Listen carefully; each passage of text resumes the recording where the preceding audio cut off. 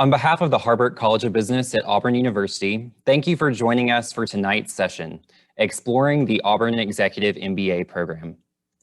My name is Jordan Holliday, and I serve as the Director of Graduate Recruiting for the Harbert College of Business. Joining me is Greg Bass, Communications Specialist, who will facilitate the question and answer portion of our webinar.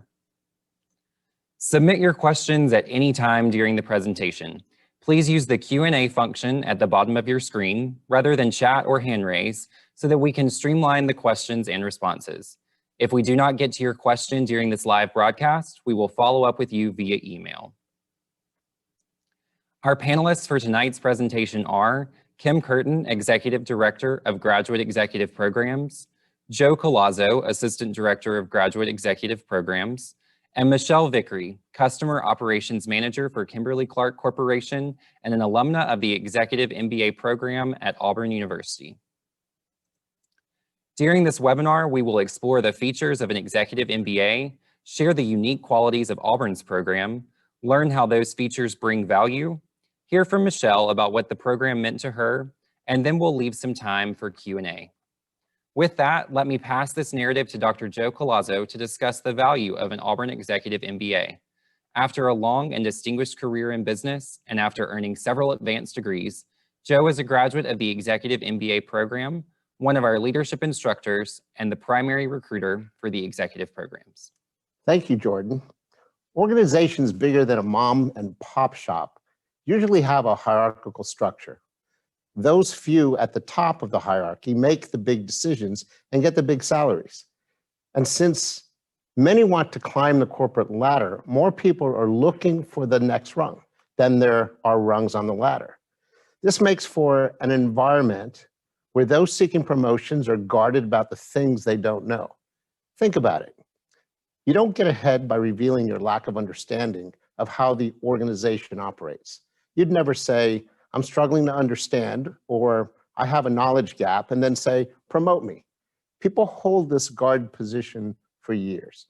Yet the first step in solving a problem is acknowledging we have a problem. Yeah, we don't. We suffer in silence. I call this the silent sufferer syndrome. And everybody from the top to the bottom of the organization typically suffers from it. However, what you don't know doesn't make you any less expert about what you do know.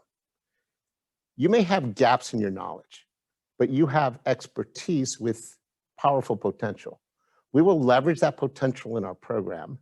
And here, the design feature of Auburn's Executive MBA translate into real value. Here, the one cohort following a lockstep curriculum emerges as something magical. It's where those 8 years experience allow us to build on your expertise and crank it into the program for the benefit of all in the cohort. From the first week of the program, with an organizational behavior course, we help our students break the silent sufferer syndrome. We assemble the cohort with an awareness of individual strengths and weaknesses. Even in the first week, we begin to realize the cohort's ability to fill each other's gaps. In this safe space, revealing what you don't know is the first step. After all, you do go to school to learn. When the individuals in the cohort see the value of this knowledge exchange, they more rapidly reveal their gaps. It's a beautiful thing to see. Trust rises, I don't know is easier to say, and the faculty will not just say, here's a concept and a theory, and there'll be a test next week. Instead, they'll say, here's a concept and theory. They'll pause, look at the cohort, and ask, how does that show up in your organization? How does the understanding of this expand your capability to make a difference? How will you apply it? How will your organization be positively affected? When 50 people in a cohort connect the dots between concept, theory, and practice, the tangible value of what you learn goes way up. When this knowledge exchange is in full swing, students help each other not just to understand the material in the curriculum, but to process the multiple issues that challenge them at work. After 21 months of learning to leverage the collective expertise and wisdom of the cohort, students know who's the expert on what. They also become familiar with their peers' character, which makes for a level of shared trust, a crucial component in every relationship, as you know. By design, the cohort bonds and students support each other, a benefit that extends far beyond graduation day. In the Auburn Executive MBA program, the working students gets a multidisciplinary education where they know not only the basic business disciplines, but how all these disciplines interconnect. The program gives you a lens to see things that most people can't, and positions you to deliver an impressive contribution to strategy and tactics, which gets you up the next rung on the ladder. Even our program can't position you to address every business issue that comes our way. I would encourage you to run in the opposite direction from any program that makes such a claim. Markets are dynamic and businesses respond with creative innovation. As an executive, you'll always face new challenges. However, with your Auburn Executive MBA, you'll find yourself promoted because of how you applied what you learned. When you get that higher executive position and responsibility, you'll find yourself facing uncertainty and new knowledge gaps. But at this stage of your career, you'll no longer be a silent sufferer. You'll continue to have the collective strength of your cohort acting as your pro bono consultancy group to provide executive perspective when you need it as you move forward through your career. I'll hand this off to Ms. Kim Curtin, our Executive Director of Graduate Executive Programs, to give more details about Auburn University's Executive MBA program. Thanks, Joe. Recognized worldwide, a Master of Business Administration typically covers the business basics: accounting, finance, stats, marketing, management. However, an Executive MBA is something different.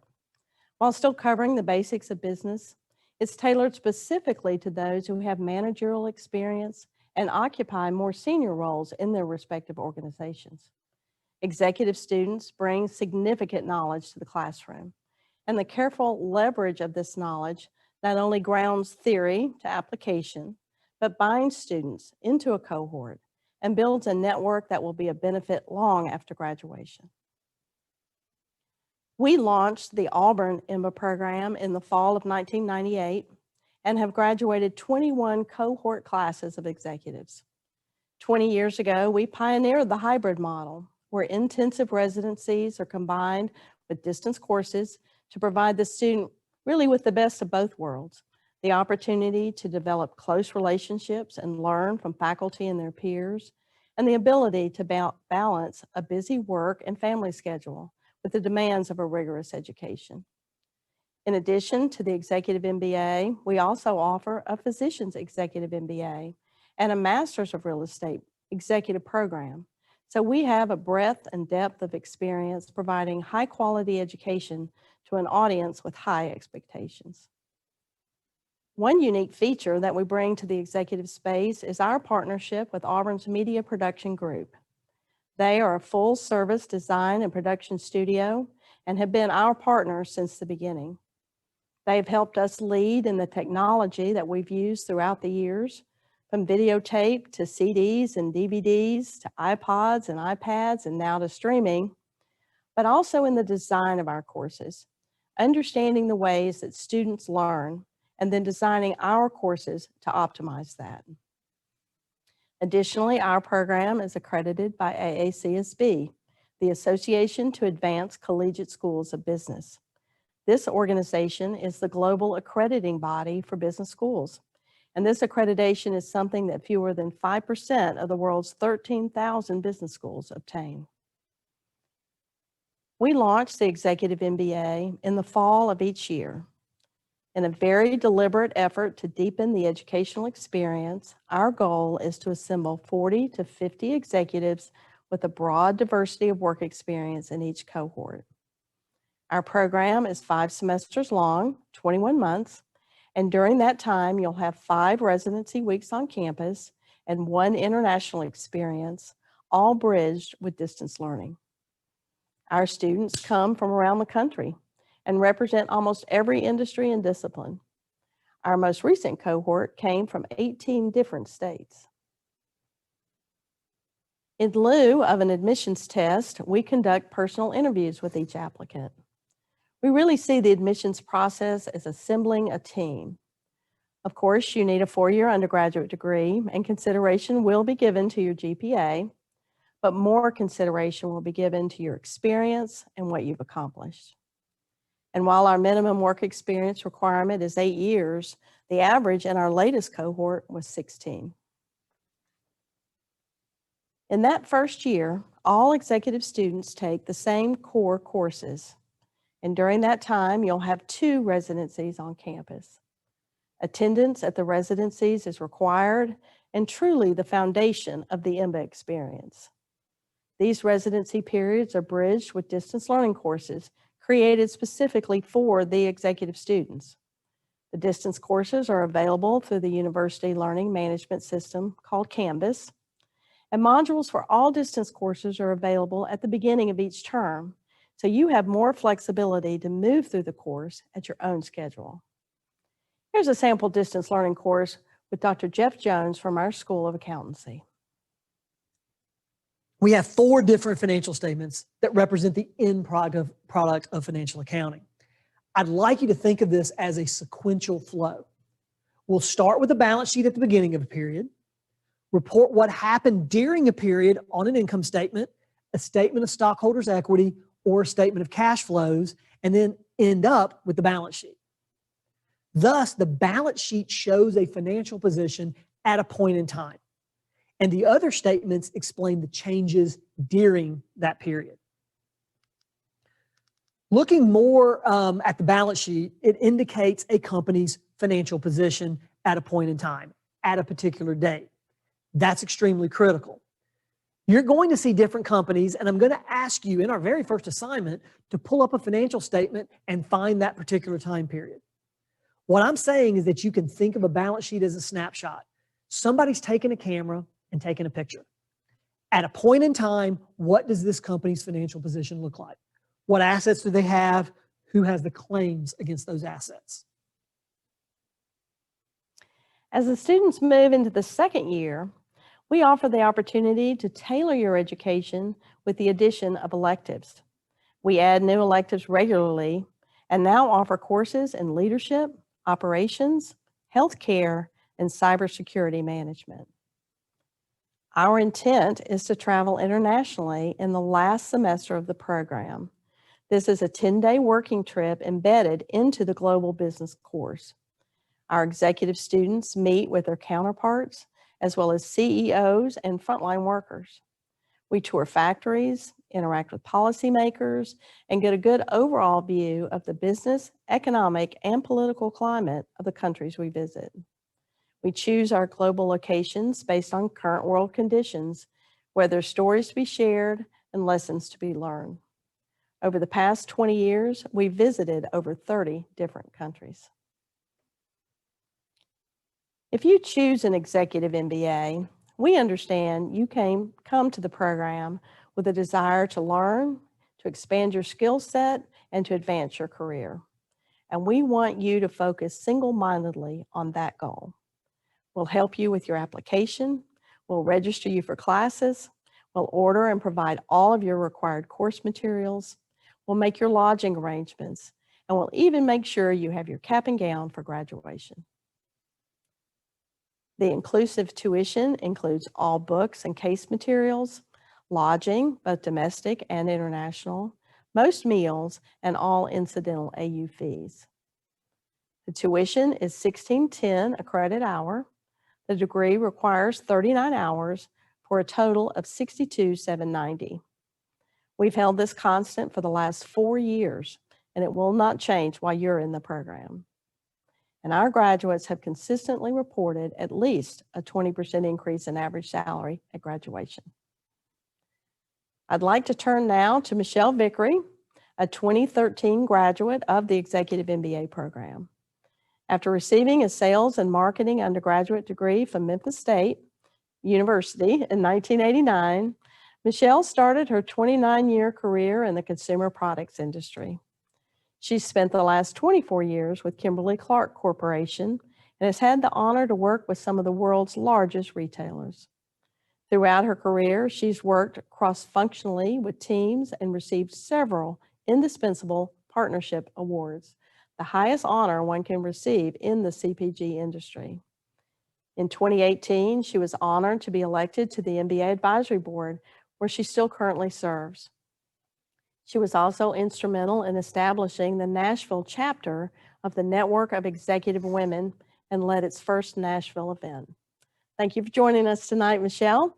I'll turn it over to you. Thank you, Kim. Good afternoon, everyone. I want to begin by saying thank you and what an honor it is to talk to you today on behalf of the Auburn Executive MBA program. This afternoon, I want to talk to you about three things. One, why Auburn? Two, my international trip experiences. And thirdly, both tangible and intangible benefits of receiving my executive MBA from Auburn. Let me start by saying choosing Auburn was one of the best decisions I've ever made, personally and professionally. When I decided to go back to graduate school, like most people, I really did do a lot of research. There are three main things that stood out to me about Auburn. First, the program flexibility. Had a very demanding role and covered the entire Southeast and was traveling a lot. I didn't want to attend a program that I had to go to campus every other weekend. So Auburn's 21-month program with 5 one-week residencies was a perfect fit for my work-life balance. Second, the curriculum model. During my initial interview process, I could tell the faculty cared about the students by the questions they asked me and the overall engagement of the interview process. There were several phone calls and emails with additional follow-up questions I had after the initial interview, and they were all answered with honesty, transparency, and in a timely fashion. Out of the gate, we took an organizational leadership and change class. I learned a lot about what it means to build trust. I was in a class with over 50 cohorts where we shared strengths and weaknesses with each other, guided by a wonderful professor who made it a safe environment. Thirdly, Auburn's program aligned with my goals and my core values to continuously improve, build talent, along with build trust. I learned more about emotional intelligence in the 21-month program than time allows for me to discuss this afternoon. If you have not had a chance to read the Auburn Creed, please do so. It really hit home for me. My international trip was in Argentina and Brazil. I was calling on Walmart at the time, and one of our biggest challenges was out of stocks at store level. In layman terms, that simply means going to the store and you can't find the product you want on the shelf. Visiting Walmart's corporate offices in Argentina and learning more about their international policies regarding imports and exports truly added another dimension to the meaning of out of stocks. Meeting with pharmaceutical companies and other key businesses in both Argentina and Brazil while understanding their go-to-market strategies was a perfect complement to the supply chain, business ethics, and international business classes we were taking. When Kim said earlier they handled everything from booking your flights to arranging your hotel, meals, etc., it truly was turnkey. In addition to learning, you will have some fun organized group activities as well. 1 month after graduation, I was offered a newly created role in Northwest Arkansas that had no existing business model, and I was confident in what all I had just learned in my executive MBA program that I could do it and be successful. From there, I've been promoted into 3 additional roles where I've had the ability to work cross-functionally within the organization. I've utilized bits and pieces from each class that I took over the past 8 years, and they have helped me immensely in both my personal and professional life. It is so hard when you talk about intangible outcomes to put into words what you learn from the faculty and cohorts. We had CEOs, engineers, controllers, even small business owners in my class, and every person brought a unique set of skills to the table. I had the opportunity to work in groups, solve problems as a group, and even present as a group. The picture at the bottom is Kim, Anthony, and I receiving our certificate from learning how to tango. Quite honestly, did not master that skill. I still need a repeat on that one for sure. In summary, I'm so happy I chose Auburn. It has paid off tenfold for me. And as you can see in some of the pictures, we had some fun too, learned to tango. A big surprise, Prince Harry was staying at the hotel in Brazil, so we had a few photo ops. I not only got a great education from Auburn, I made lifelong friends and contacts. If you have any additional questions, please feel free to reach out to me. I'm more than happy to discuss the program one-on-one with you, and you can contact me by email, and please connect via LinkedIn. Thanks again for allowing me to talk to you today about my possible. Now, Kim, I will turn it back over to you. Thank you so much, Michelle. And you're right, we probably will need a refresher on that tango lesson, but it was a lot of fun. Appreciate you taking the time to share your story with us tonight. So one question you might have is, why now? These are challenging times, both personally and professionally. And yet for some, this might be the perfect time. The MBA program will teach you skills that will help you take control in this time of chaos. It'll give you the opportunity to distinguish yourself in your organization as someone who can be a leader through these challenges. And it'll build a network of professional support to help you through it. So what are the next steps? Well, for more information, please set up a consultation with Joe. And if you've heard all you need and are ready to apply, you can go to this link. So thank you for your time this evening. I hope we've given you a good sense of the Auburn Executive MBA program, how it operates, and what value it could bring to you. And we look forward to your questions. Thank you, Kim. We have had a number of questions that have come in so far, so let's jump right into them. So our first question, and this comes from Tish, and Kim, I'm going to forward this one to you, is what is the average age of the students in your cohort? It does vary from cohort to cohort, but I would say it's usually right around 40 to 45. But, we have people who enter the program that meet the minimum, which is the 8-year work experience requirement. And we've certainly had people with far more than the minimum that have come through the program. So, but I would say around 40 to 45. Okay. All right. Next question is from Bruce.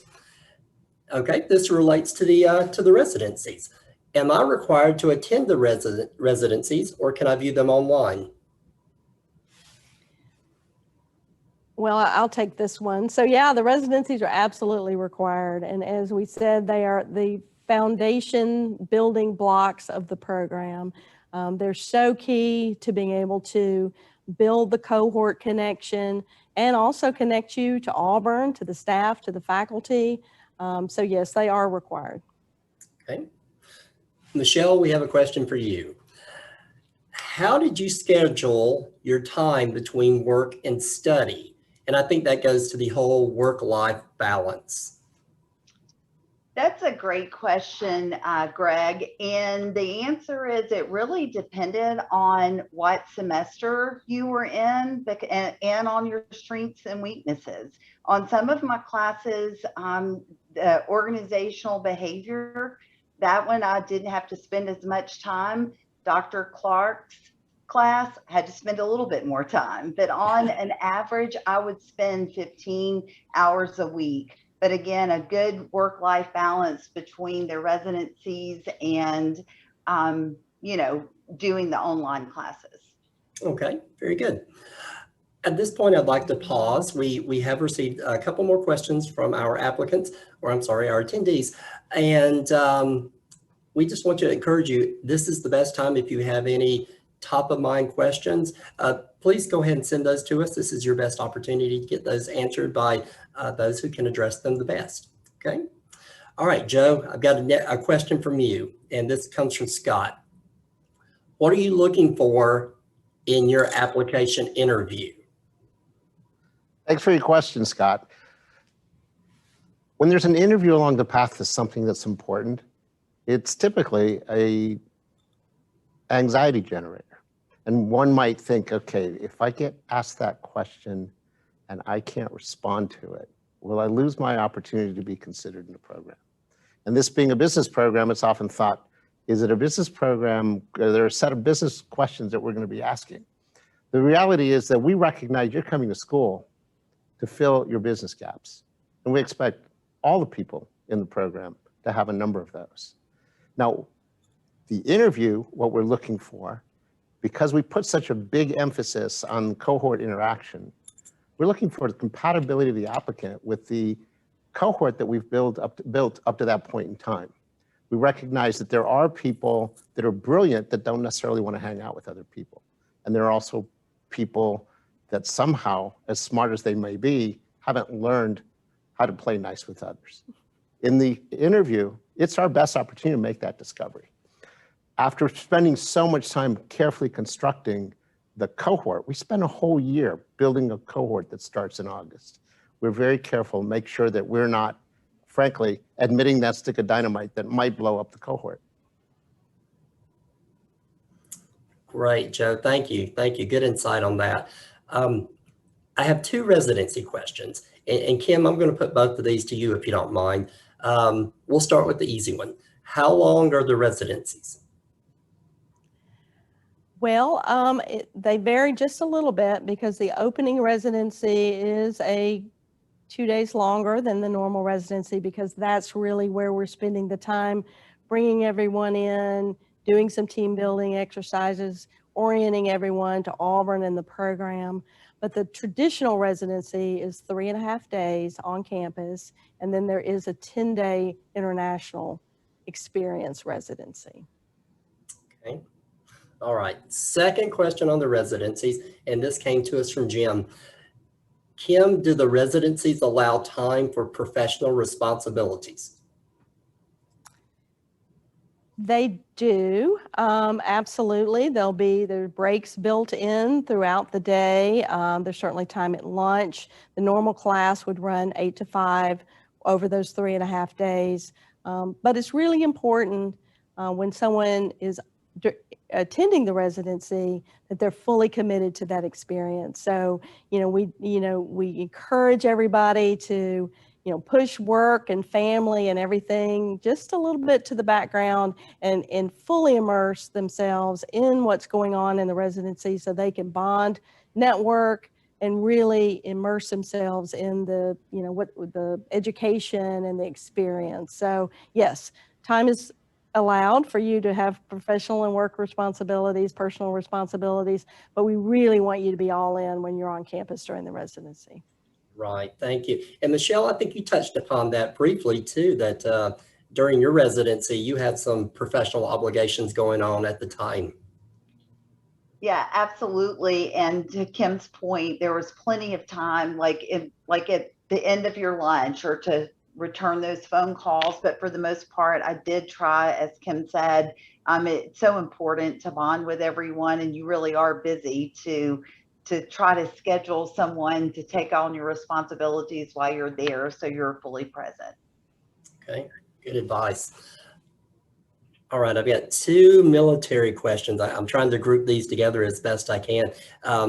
Kim, I'm gonna put both of these to you. Joe, be ready. I've got another question that's coming up for you after Kim addresses these two. So you're in the bullpen. Kim, this comes from Jane. I have spent 20 years in the military. Does any of the time apply toward the requirement for 8 years of professional experience?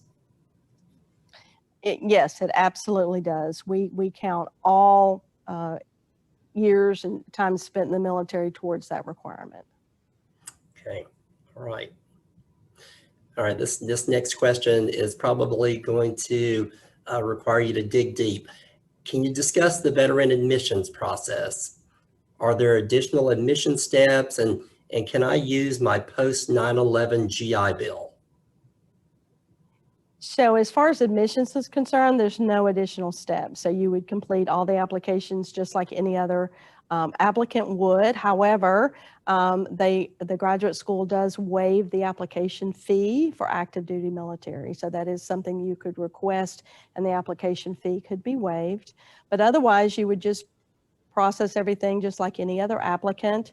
And then we have a Veterans Resource Center on campus, and they work very closely with our students, and we would connect you with them, and then they would help you document everything that you need to get your eligibility certified, and make sure they actually will be your partner in helping you use your benefits towards the degree program. One thing that is a little bit different for our veteran candidates is that we do have, again, I said our tuition is $16.10 a credit hour. That tuition is actually broken out for all our students between what we call regular tuition and supplemental tuition. Supplemental tuition are the books and lodging and expenses that the VA has asked us to carve out for our veteran students, and those supplemental tuition fees are not covered by your benefits. So when you talk about the credit hour being $16.10 a credit hour, the supplemental portion is $217 a credit hour, and across the whole scope of the program, that comes out to be about $8,500. So when you're looking at a total tuition of $62,790, the veteran that's at 100% benefits would have a out-of-pocket of about $8,500. Okay. I did have to dig deep for that one. Hopefully I didn't strike out, and I've hit at least a double on that one. So Joe's ready to come up to bat. All right, Joe. Let's continue with that baseball metaphor. I'm ready to pitch one to you here. Hopefully I won't strike out here. Oh no, this is perfect for you. Here's your pitch. Do you typically have small business owners in the cohort? We have people of all industries, large and small business owners, and that is one of the things that we consciously look for: diversity of business experience, industries, and roles. And the idea there is to cover the smorgasbord of business disciplines through the experience of each one of the participants. And so when we get someone in the class, we fully recognize, again, as I mentioned earlier, that they're going to have plenty of gaps in their understanding of business. You can make such a valuable contribution to an organization with a relatively narrow focus and still be like that important cog in a larger system, like that gear in a watch that if you take out, it may not work. So the thing is, we want to get people from all industries, all businesses, large and small, and definitely entrepreneurs. Wonderful, wonderful. Joe, I'm gonna stick with you on this next question, and I'm only asking this one of you because of your vast experience. So for someone who is older than your average age student and well seasoned in their profession, would I benefit from this program? So I'm just curious, Greg, what made you feel I was qualified to answer this question? Just your breadth of knowledge in all things executive. That's what it is. Here's what's amazing about our program. If you think about people pursuing a graduate degree, some people in an organization will look along the available advancement path in their organizations. And in some organizations, there's a gate that says, okay, if you don't have this graduate degree, you can't pass through this gate and even be considered. Now, frankly, in our program, we're looking for people, and we're very careful about this selection. I want to be very upfront with this, is we're looking for people that know they've made a contribution to their organization, that have been celebrated as contributors, and yet with their confidence of being able to make larger contributions, they're honest with themselves, and they realize that I've got to polish myself up a little bit. And so the expansion of capability is the predominant concern when it comes to that student. Again, that feeds very well into the exchange of the cohort's experience and extracting the wisdom that we can leverage to fill everybody's gaps. So when you think about at what stage of anybody's career are they fully developed? There are people, again, that can do a job for 20, 30 years and still realize that, hey, there are a lot of mysteries going on here, that if I want to develop that executive function, what I need to do is understand business from a broader sense. And so we get young folks, we get old folks, and we get people in their 60s. And yeah, so there's no restriction on age. If there's any restriction, the only restriction is the individual's determination to grow as a contributor to their organization. If that's an integral part of the way you think, if that's part of the way you want to, the direction you want to go, then I'd strongly encourage you to look at our program. Oh, great response, Joe. Thank you. Next question, Kim, I think this is yours. This is another question from Scott. Thank you, Scott. Is there flexibility in the elective classes offered in the executive program? Actually, there is. When Michelle went through the program, we had a more structure in place regarding the electives. And so if you chose, for example, the operations elective area, then you took all your electives in that one particular focused area. And we have recently opened that up. And so now you have 3 electives in our program, and you could take 3 electives in each different area. So if you could take an operations, you could take a leadership, you could take a cyber. So again, there's 3 that you would take, but we have opened up the tracks, and you could just focus on the electives that have the most value and that you're most interested in taking. Right, great. I've got this next question also pertains to flexibility. Michelle, I'm going to give this one to you, but Kim, you may want to chime in on this as well. Michelle, and this comes from Adrian. Thank you, Adrian. Are there fixed schedules for viewing the online classes, or did you view those at your own pace? That's a great question. Again, it depends on the class. Like at the beginning of the class, there were clear, concise directions on what our deliverables were. And so most we did, you could do it at your own pace, like during the week, but we did have a hard deliverable date of when a paper was due or when a test, but there was some flexibility built in, and it was very doable with my busy schedule with work. Perfect. Anything you want to add to that, Kim? No, I think Michelle's right. The way we position it is we'd like to give our students structure with flexibility. So each course that they take in the program, I mean, it has a syllabus and it has deliverables and it has assignments and it has due dates. When we're operating in the distance environment, again, if all the materials are provided at the beginning of the semester, sometimes you can work ahead. You can, watch videos at night, on the weekends. You can sort of schedule yourself and what works best with your work and your personal life obligations. But again, you will have deadlines for an exam or a paper or a project that's due. And that's really there to keep you on track, to be moving through the course, moving through the program, in a structured way. Okay, wonderful. Thank you. Kim, I've got just the one last question. It actually came in earlier from Zachary, but I saved it for the very end. What is the application deadline for the fall class of 2021? Well, our class is rapidly filling, so I would say as soon as possible. We've always had a very sort of flexible deadline with our program, and in the intent, again, to build the best cohort that we could, the best mix of students.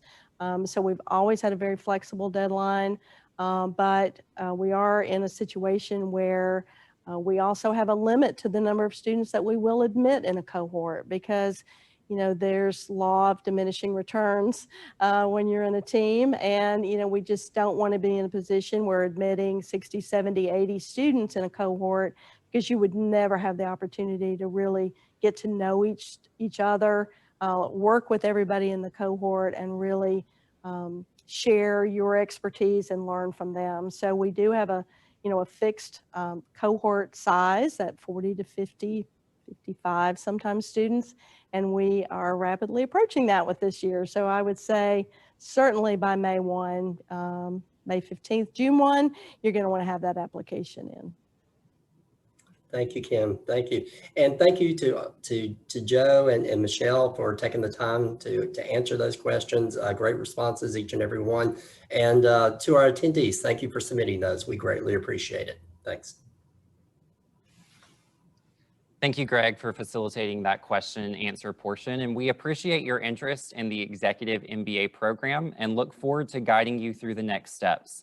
Please visit us at this website or reach out via phone or email with any questions that you have. You can also scan the QR code on the screen to schedule a consultation with Joe Collazo. On behalf of our team in the Harbert College of Business, thank you for attending, and War Eagle.